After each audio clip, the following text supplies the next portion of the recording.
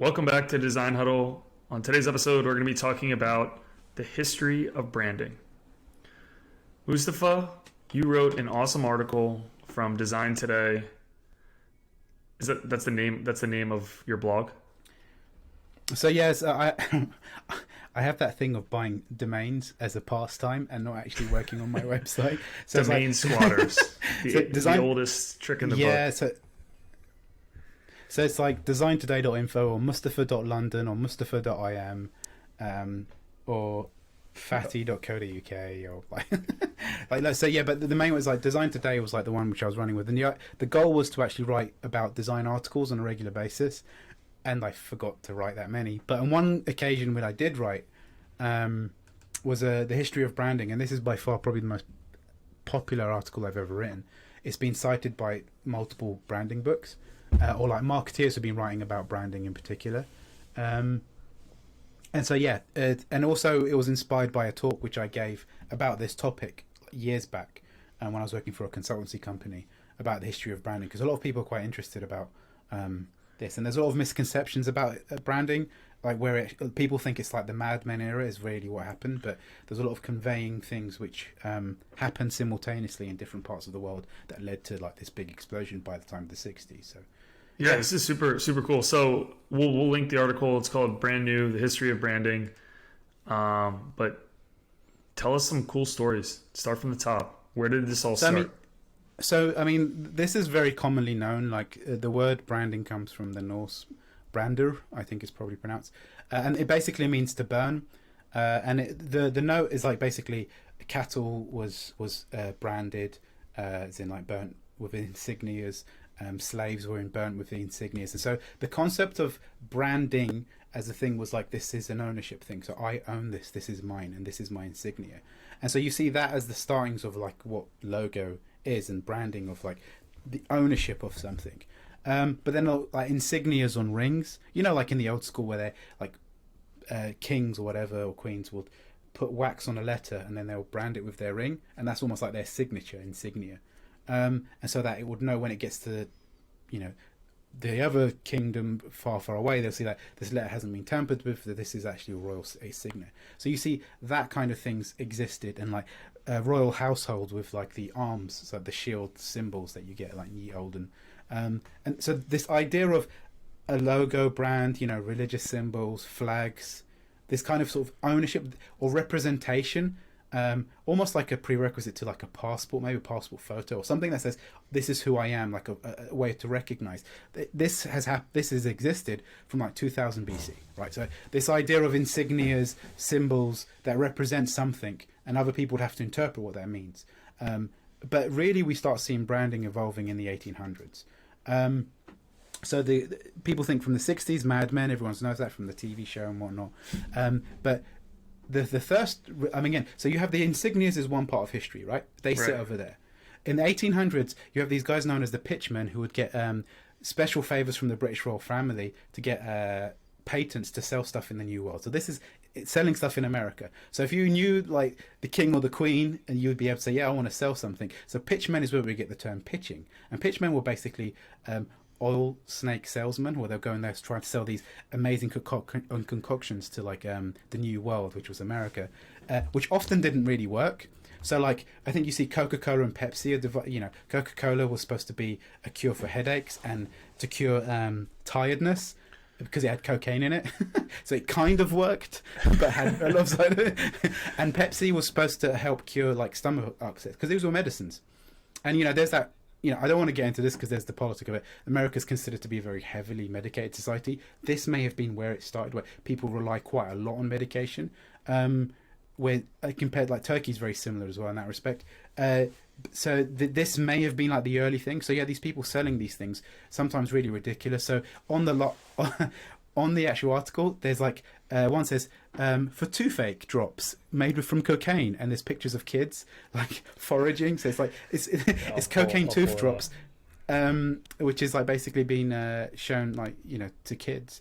So you see this kind of the idea of selling as family products that could be used as a form of medication. Remember, this is at a time when people couldn't really validate stuff, and it's also a time where people were disconnected, and so you've got the insignia stuff happening. You've got these pitchmen trying to sell ideas as a thing, and these are two things obviously we know in branding. But it wasn't until like also around this time you'd have product placement. Like there are Renaissance paintings with like beers in the actual painting as product placement, which are hilarious to see. So cocaine tooth drops was the thing. By the late 1800s, you see the invention of three things which happened simultaneously. The first was the railroad in America, where all these rural areas, part of the states, which were completely disconnected. So if you wanted to buy something, you would have to go like whatever was in the town, right? You couldn't just purchase whatever. But the railroad basically connected everything. Then you had the postal service, which again allowed things to be sent to one another. So this was like, on top of the network. And then you had the final thing, final piece of technology was mail order catalogs, which were known as wish books. So there's like the aspirational things. So people for the first time could buy something from another part of the country and have it delivered to them. And this concept, so this aspirational books, like so in the article you see like an example of a wish book, was pretty phenomenal, because traditionally you had like the old Silk Road, where if you lived on the pathway from Asia all the way to Europe, that's where all the trade happened. So you'd have to be by the trade, or you had to go to the markets. This allowed the markets to come to you. And it's quite an interesting parallel. If you imagine the train network to be like the internet, if you imagine the postal service to be like the web browser or the web, and then the wish book is almost like a website. It's like the Amazon of the past. And this was a pretty revolutionary. So again, we're going back. We have the insignias, we have the idea of selling ideas, and now we have like the system that enables the ideas to be sold that are aspirational. And this is the branding element that you see. Sorry, I'm just rattling through. Do you want me to carry on, or is there anything you want to add to that? No, this is awesome. I'm not a branding expert, but I always love seeing like even like the pitchman thing and like all this origin stuff, just like being a new audience to this. Like this is super cool. So continue along. I'm intrigued. So like by the 1920s, you start seeing this becoming all these crossover things happening. And then World War I happens, World War II, and that basically puts everything on pause, with the exception of propaganda. Like that is a thing that, again, is part of branding. Like, especially, I mean, the thing with when you talk about any history of anything, you're always faced with war, and war is the thing which propels technology forward by massive leaps, because it's like wars and pandemics. What do? Is they force people to work together, for good or for bad, to do something. And this is where you see huge leaps and bounds. You see like COVID has made, for the first time, the science community internationally work together to get to a vaccine, right? So that's one thing that happens. And this happens every 100 years, like with whatever. And wars, right. Flight went AWOL, telecommunications, all this. Like, how can we do things quicker in order to save ourselves, right? And so propaganda was one of those things where if you take a message and it's complex, people interpret it differently. But you take a simple message and repeat it, it becomes a part of someone. Like you first read something, you repeat it, and then you proclaim it. And that's basically what happens with propaganda, where right. The thing that you're saying, like Nike, just do it. Like, da-da-da-da-da, I'm loving it. These things are simple, or think different, which I'll get to in a minute. So at the end of the Second World War, what was left with in abundance was manufacturing, because manufacturing really had leaps and bounds. So you have the insignias, you had the pitching of ideas, you had the wish book, now you have the ability to mass produce. So the factories that were created in the aftermath of the Second World War was like, all right, what are we going to do with these? And so companies were buying stuff up, and then it was like producing stuff. And then you had like the unique selling proposition, or unique selling position. And so by the 1940s, you had this amazing campaign by IBM, who now are manufacturing like technology. And so the IBM's thing was think. It was like think. That they had it everywhere. And one of the most amazing slogans they had is "I think, therefore IBM," which is just, when you're thinking about design, whatever. And I didn't realize this at the time. When Apple did their think different, basically they were trolling IBM. So it's like, okay, you have think, and so a lot of Apple's. Yeah, I never knew that. A lot of Apple's thing, like there was the 1984 advert which they did in 1984, which was basically trolling IBM, saying, "Don't be like IBM, be like the revolutionary, be all these other things." And so the other thing is like in the 1940s, like cigarette campaign is unethical or whatever, but like Lucky Stripes had a campaign, it was like reach for a Lucky instead of a sweet. It was pitched at women, like Lucky Strikes, as if this is a way to lose weight. I mean, you think about how horrible that is right now. But I mean, this is how these campaigns were, like playing on people's emotions, right? And so branding has done that. And so you see Apple's like this idea of like brands existing with these strong statements, I think therefore IBM, or like, you know, VW had think small. Again, it was playing on other things. So now you're seeing brands trolling. Well, that's about trolling, right? Making a play on other brands. You're familiar with this idea, so now I'm going to expand upon that idea and say something else. So again, it's brands leaning on one of each other. So you see this development, this kind of war of brands happening. By the 1950s, you start seeing characters evolving. So, you know, Frosted Flakes and whatever, and people like identifying and brands telling their own mythology, like the Jolly Green Giant, trying to make these things which are basically trying to sell a story, you know, and this proposition. And the famous one is like the Philip Morris Company. So they had these cigarettes that were pitched at women and they were not doing too well.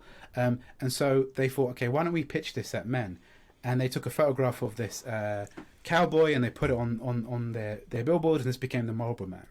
And, you know, cigarette sales, again, this is unethical, but this is the history of branding, went up by 300%, and you had all these city slickers who were just aspiring to be the rough and ragged cowboy. And so this idea of the image of something, the tribalism of branding, the tribe, you know. So then by the 60s, you start seeing semiotics, playing with imagery, incorporating that. You see like American dairy companies, you know, trying to pitch, because it's some things you have stereotypes in a community or in a country. So what they would do is they'll say, okay, if in America it was known like dairy products were the best from Danish ones were the best like dairy products. So if you design anything, you make it look Danish, people think, oh my god, this is a true dairy product, right? But even though it was just made in America, and I think Haagen-Dazs is the famous one. It's spelt to look that way, but it's not.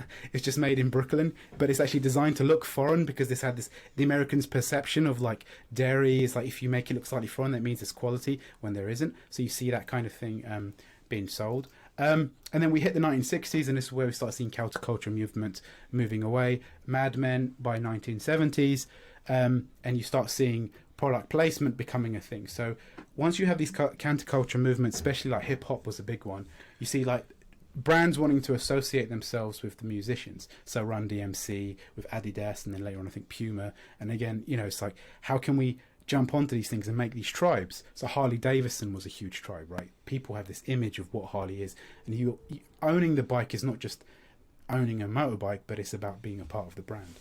Do you want me to carry on? Because I'll keep rambling. Or yeah, I mean, so we're up till like the 70s is like 90s, 60s was Mad Men, right? It was the Mad Men era. So what was there any other like prominent brands 1960s, 1970s that kind of really stuck out in terms of branding, like innovation? I think Levi's jeans is a big one that made some jumps and bounds. You know, so the famous. And you mentioned in the article, you mentioned Adidas, basically what they did during the early days of hip hop, which I actually find super interesting, because Adidas now, like now it's 2021. They are now sponsoring like a ton of hip hop artists today. So it's like a lot of their branding hasn't changed in that amount of time. So it's kind of cool that they're staying true to their roots. Yeah, no, I mean it's it's like Nike or Nike. We've had that debate already. They're the number one sportswear brand. So how do you get in on that? And I think aligning themselves with like counterculture movements of hip hop, and like trying to sell this idea of youth. And the thing that was especially interesting with Run DMC is, if you think of hip hop at that time, again, this is going hip hop history now. Hip hop artists will basically look like Prince or Rick James. They're very flamboyant, you know, with the sort of I think they call it the androgynous look, where it's like, you know, all brightly coloured. Run DMC came and they were like how you would perceive hip hop today, sportswear, the cap and whatever. This came from Run DMC basically were the ones who designed this style, and the big appeal for them is kids on the street of New York. They identified that this is what I look like. Whereas hip hop of before was like, that's what the music my parents look like. That's like the rock stars of their era. But this was like, you know, Right. and so Adidas jumping on this bandwagon was like almost at the perfect time. So they was able to ship. I think they did a brand deal with them. So Run DMC had a song called My Adidas, I believe, if I'm not correct. If I'm not incorrect, but yeah. So I mean, you see that happening in the 70s, Mad Men. By 1980s, you start seeing a bit of a turnaround and a pushback towards brands. Because by this point, you had brands were quite friendly. Like McDonald's, I remember as a kid, was like, that was a treat. You go to McDonald's because it's amazing. But by 1980s, you start seeing this pushback of people start becoming untrustworthy of brands because it's unhealthy. So it's like... the brand image, you start losing trust. This may actually be an influence, like I think Watergate, like where that was the first time in modern times where there was a distrust of like what you're being told. It's like, no, this was actually a lie. And so I think that, well, they say Generation X were the ones with had the most distrust or cynicism towards things, what they're being told, because of this, like these like and things that were happening in like the political sphere. And I think you see that being influence of like, okay, brands always sit next to governments, therefore brands can't be trusted as well. This is another form of propaganda, blah, blah. So you see this pushback. So then Adbusters were the famous website, I don't know if they still exist, where they were fighting against. So they do mock-ups of like famous brand ads, Nike, where they'll do like basically pictures of third world countries, like with their sweatshops and whatnot, and saying like what it does to like the communities and whatever. Like Calvin Klein's posters where like the models are being treated badly, but it's like showing, it's like basically like protest branding almost. It sounds like very Banksy-esque, right? Where it's always like a political statement or a cultural statement. Yeah, this was like maybe, I mean, possibly he was inspired by this stuff. I mean, this was way before he made it onto the scene. But again, you see this happening in design. The grunge movement is happening. Hip hop again is becoming quite counterculture to like brands as well at this time. Fighting back Public Enemy, you see it happening. So there's anti-brand, anti-corporate, a message that you see again 80s and early 90s. And so people become less trusting. You see, what was the film? Oh God, American film. I've forgotten what it was called. Where basically they had that's it, Repo Man. That's it. They had no branding and no brand placement, product placement in the film. Everything was just like cereal, white boxes, whatever. And again, that was a protest against advertising. And so you see that, and again, I think it's all come wrapped round again by today. You see, everyone now understands what brands are. Like some brands just take the heat. So whenever there's demonstrations, a Starbucks or a McDonald's will get trashed because that represents whatever in people's minds. But what's interesting is, in the olden times, we would say that a brand should always try to change as little as possible because people need to have the message repeated continually. These days, you see brands can't really rely on that. You see how brands on voice devices, they have to change because of minimal spaces on watch devices. So it's not just a logo that sits everywhere. It has to evolve. And so you see, say, like the evolution of Apple's logo. It used to be this multicolour thing, but now it's just like an apple that's silhouetted. So you see, like, evolution of marks will keep on changing. They're not static anymore. So that's what I find quite interesting. Yeah, that's super interesting.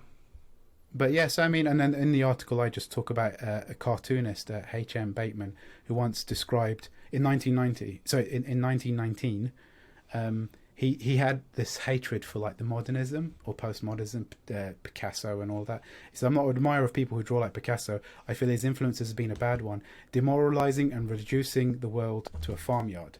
So again, it's like if you take any of these kind of style and trends, basically he's criticizing that people are not finding their own voice. But we're seeing our brands becoming a bit too over the top. I talk about, you go to an app store and you open that, or you see how brands are really evolving there. But it's interesting space, I think the brands have transcended what a logo that most people want to identify. But yeah, what do you think? That's a huge monologue. So sorry made you tired listening. No, I think it's awesome. So The one thing that I realize is that like when you think branding, you think of like a lot of people also think of like their personal brand, right? Which isn't like, you know, everyone's. Hold on, sorry, I'm getting some background noise. That's right. Sorry, I was getting a little bit of background noise there. No, I was just saying. So like we think about personal branding and branding in general, but it's also kind of interesting to hear like the dark history of branding as well, where it didn't necessarily come from like, you know, the most honest path. So, you know, after hearing the history, I kind of understand where we're at now. What do you think is the role of branding today, and where do you see branding going? I mean, I see branding as like a tool. Like, you know, it's a tool that you're trying to that does a thing, and it's like a knife. You know, you can use a knife to cut bread, or you can use it to cut people. Sorry to sound really bleak. So I see branding as that tool, and with any tool, there it has its ability to do things. It's kind of what is in the hands of the user, right, or in the hands of each company. So we know how to sell things. We know that you're repeating a simple message, being recognizable because people's short-term memory. So those are kind of the rules. But now the surfaces that we're seeing, so see what happens in augmented reality. Like you imagine if you have like glasses as being an interface, every time you put on a glasses, it brands the entire world in the style. So imagine like if a sweet company, you put it on, it's like Willy Wonka, like everything becomes multicolored. So imagine that, a brand basically imposing itself on everything that you see. That could be an interesting space. Pretty dystopian and scary. Like an episode of Black Mirror, I'm sure. But that's a possibility. I mean, we kind of have that virtual reality in a way. Gaming has been really strong in that space.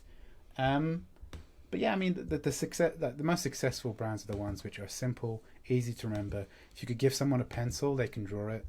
I actually, just to finish off, I was in the supermarket a couple of days ago, as that's the only place I go now, and there was a board game called Logo, where the idea is you show logos. I think it's in Costco actually.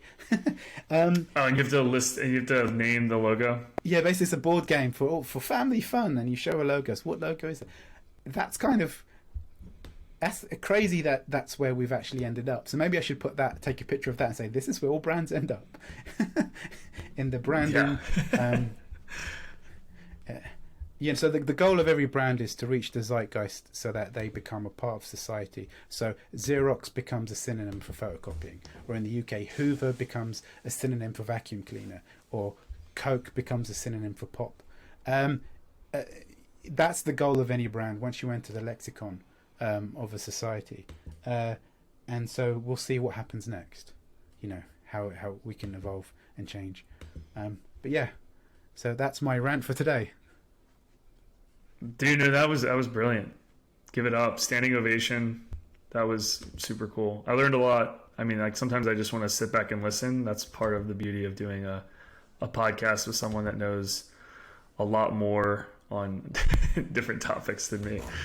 But cool. Thanks everyone again for tuning in. That was a epic retell of the history of branding. We'll link the article. If you haven't done so, subscribe to us on Spotify, you know, Anchor, anywhere you listen to podcasts. We really appreciate it. We also just launched a bunch of YouTube content, most of which is in the podcast, but there's also content that'll just be YouTube focused. So please go check that out, subscribe. We really appreciate all the feedback that we've gotten so far. So keep it coming. And yeah, awesome episode. Learned a lot. Thanks, Mustafa. And we'll catch you guys on the next one. Thank you for listening to today's episode of Design Huddle. The opinions expressed are solely our own and do not express the views or opinions of our employer.